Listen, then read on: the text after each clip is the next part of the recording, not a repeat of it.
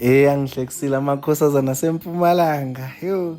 So into eyenzakalile makufika ubaba bese kumele ngihambe ngiye nje somewhere yabo. Ngathi kuona ngizobuya ngesikhathi esithize. Ngasho like isikhathi exact ngathi ngizobuya ngesikhathi esithize. So qhubeka nokushutha ke nani.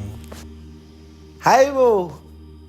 Ngikutshela ukuthi exactly ngaleso sikhathi kube i-coincidence nje ukuthi nami ngibe lucky nje ukuthi nami vele leso sikhathi bese ngiqedile into kade ngiyenza. So ngwabona aqhamuka yalandelana. Seku 3.